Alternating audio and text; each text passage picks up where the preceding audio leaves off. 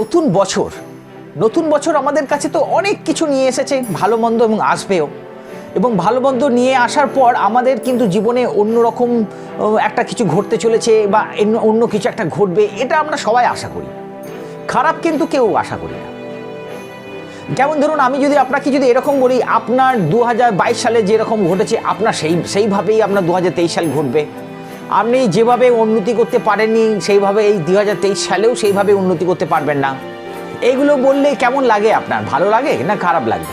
নিশ্চয়ই খারাপ লাগবে, কারণ আমরা নেগেটিভ শুনতে পছন্দ করি না, এবং আমরা হেরে যাব এরকম কিছু কথা শুনতে ভালো পছন্দ করি না।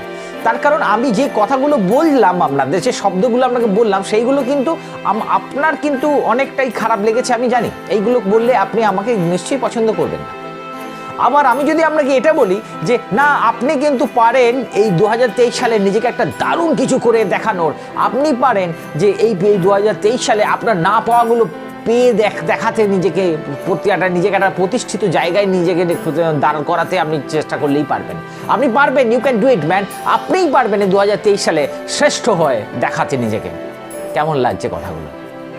ভালো লাগছে, তাই না? দারুণ লাগছে এই কথাগুলো শুনতে। তার কারণ আমাদের ভেতরে একটা হঠাৎ উদ্দীপনা একটা শুরু হয়ে যাচ্ছে যে না, দারুণ একটা আবেগ চলে আসছে যে না, দারুণ কথা বলছে, না তাহলে আমার হতে হবে।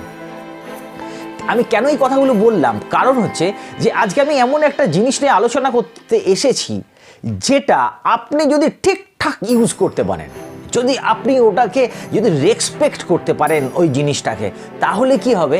তাহলে কিন্তু ঠিকঠাক ইউজ করলে আপনি মানে উন্নতির চরম সীমানায় কিন্তু আপনি পৌঁছে যেতে পারেন, এবং আপনি প্রত্যেকটা মানুষের হৃদয়ে আপনি বিরাজ করতে পারেন সবসময়, যদি এই জিনিসটাকে ঠিকঠাক ইউজ করেন। আর একটা কি, আর এইটাই যদি আমরা মিস ইউজ করি, এবং মিস ইউজ করলে কি হবে? আমরা এই অপব্যবহার করলেই দেখবেন আপনি অসফলতার বা সবচেয়ে আমার জীবনের খারাপ জায়গা যেগুলো আছে সেই জায়গাটা শেষ সীমান্তে আমরা পৌঁছে যেতে পারি, যদি এটাকে আমরা মিস ইউজ করি। কি সেই জিনিস? সেই জিনিসটা হচ্ছে ওয়ার্ড, শব্দ। আমার এই যে আমি আপনাকে বলছি কথাগুলো, এই শব্দগুলো আমরা যদি একটু যত্নশীল হয়ে যদি কথাগুলো বলি এবং শব্দগুলো ব্যবহার করি, তাহলে দেখবেন আমার জীবনে সবচেয়ে ভালো ভালো জিনিস ঘটছে। এবং আমি যদি এগুলো সবসময় নেগেটিভ দিয়ে ওয়ার্ড ব্যবহার করি, তাহলে এই ওয়ার্ডের এই মাধ্যমেই কিন্তু আমি অনেক কিছু হারিয়ে দিতে পারি। তাহলে আমাকে ঠিক করতে হবে আমি ওয়ার্ডটা কিভাবে ব্যবহার করব।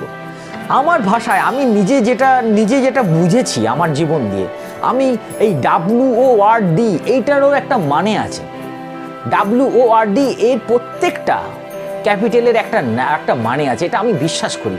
কারণ কিছু না কিছু ব্যাপারে একটা কারণ থাকতেই পারে। সেটা কি জানেন তো? WORD দেখুন আপনাদের মনে এটা ঠিকঠাক মনে হচ্ছে কিনা। World class opportunity of relationship defence.